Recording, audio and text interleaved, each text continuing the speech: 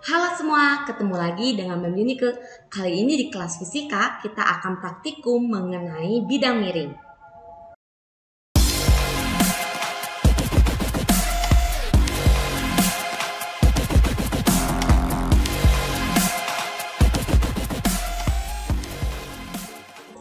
Adapun kompetensi dasar pada pertemuan kali ini adalah menjelaskan konsep usaha, pesawat sederhana, dan penerapannya dalam kehidupan sehari-hari, termasuk kerja otot pada struktur rangka manusia.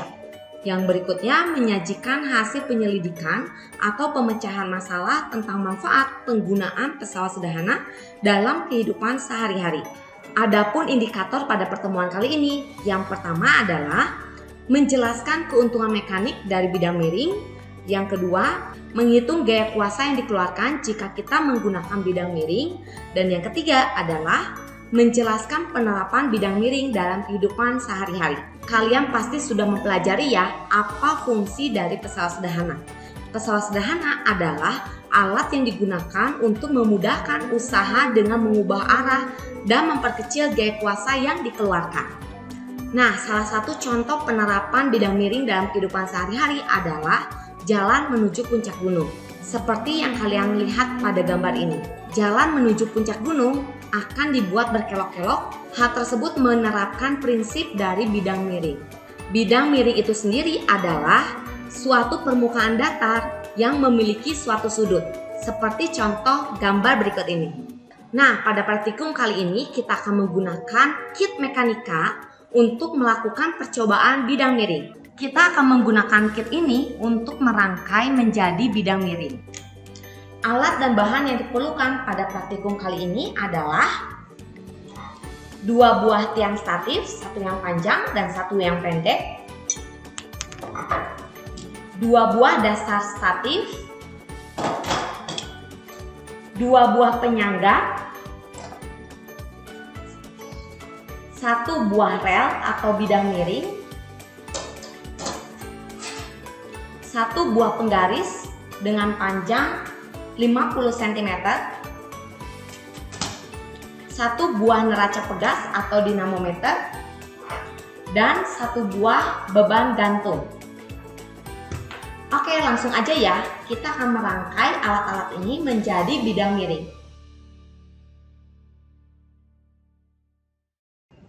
Nah, ini merupakan dasar dari statifnya ya. Kita harus memperkuat dengan cara memutarkan skrup yang sudah disediakan di sini. Setelah tiang statifnya berdiri seperti ini, kita akan memberikan penyangga. Kita masukkan dari atas seperti ini. Kemudian kita akan membuat bidang miringnya. Di sini ada tempat untuk kita memasukkan ke penyangga ini. Nah, demikianlah kita sudah membuat bidang miring menggunakan kit mekanika. Oke, selanjutnya kita akan mengukur gaya kuasa yang diperlukan untuk mengangkat beban ini dengan menggunakan bidang miring. Kemudian kita akan atur ketinggian dari bidang miring mulai dari 35 cm, 25 cm, dan 15 cm. Kalian amati besarnya gaya kuasa yang diperlukan untuk mengangkat beban ini. Kemudian kalian simpulkan faktor-faktor apa saja yang mempengaruhi keuntungan mekanik dari bidang miring. Oke, pertama kita akan atur ketinggian bidang miring setinggi 35 cm ya. Kita gunakan penggaris. Oke, ketinggiannya sudah sesuai ya. Selanjutnya, sebelum kita mengukur gaya kuasa yang diperlukan, kita akan mengukur berat benda yang kita akan angkat. Caranya kita gantungkan pada neraca pegas seperti ini. Berat benda sebesar 1,7 Newton. Selanjutnya kita akan mengukur berapa besar gaya kuasa jika kita mengangkat beban ini dengan menggunakan bidang miring. Caranya seperti ini.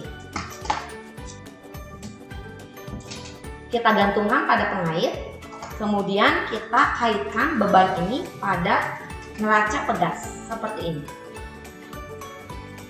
Diperoleh besarnya gaya kuasa yang diperlukan untuk mengangkat beban bernilai 1,1 Newton.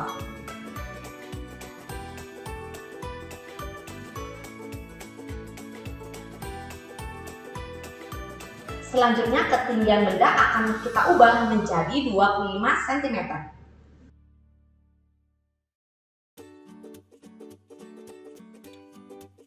Selanjutnya kita akan mengukur kembali berapa gaya kuasa yang diperlukan untuk mengangkat beban ini dengan ketinggian bidang yaitu 25 cm. Caranya sama ya, kita kaitkan terlebih dahulu neraca pegas pada pengait yang ada di tiang statif.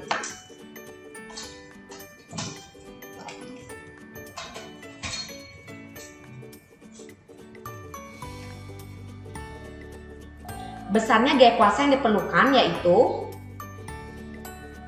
0,8 Newton.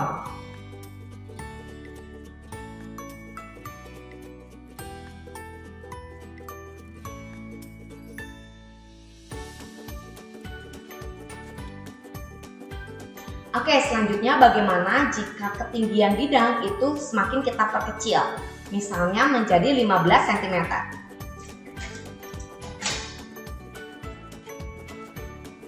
Menurut kalian, apakah besarnya gaya kuasa akan semakin kecil?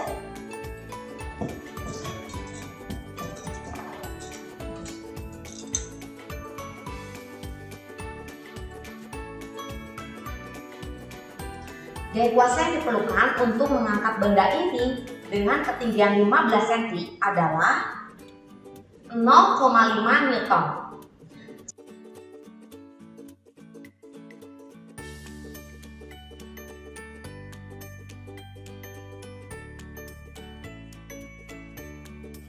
Berikut ini merupakan tabel data pengamatan berdasarkan praktikum yang sudah dilakukan.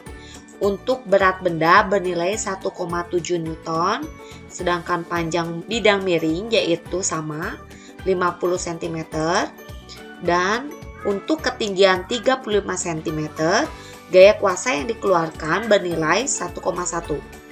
Untuk 25 cm, gaya kuasa bernilai 0,8. Dan yang terakhir, 15 cm bernilai 0,5 Newton. Kemudian untuk mencari keuntungan mekanik, kita hitung perbandingan antara berat dan kuasa. Yang pertama diperoleh keuntungan mekanik 1,5. Kemudian yang kedua keuntungan mekaniknya 2,1 jika dibulatkan menjadi 2. Sehingga jika kita hitung dengan menggunakan rumus L per H atau S per H, maka nilainya sama. Untuk data yang ketiga, nilai keuntungan mekaniknya yaitu sekitar 3,4 atau 3,5 kali. Sehingga semakin rendah ketinggian bidang miring, maka keuntungan mekaniknya semakin besar.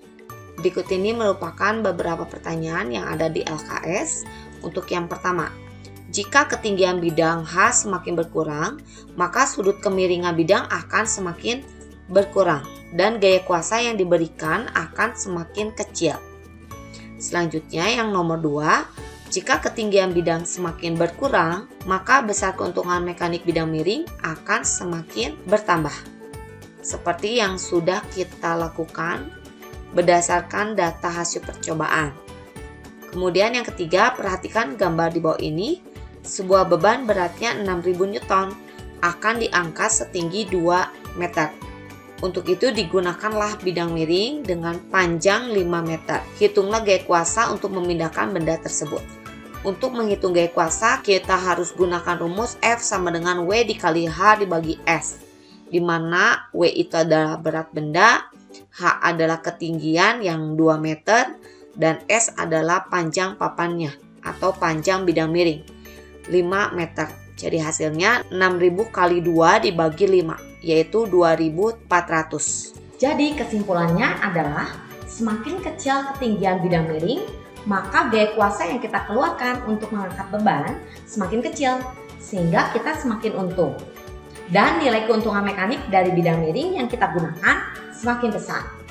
Baik anak-anak, demikianlah materi pembahasan mengenai praktikum bidang miring. Sampai bertemu pada praktikum selanjutnya.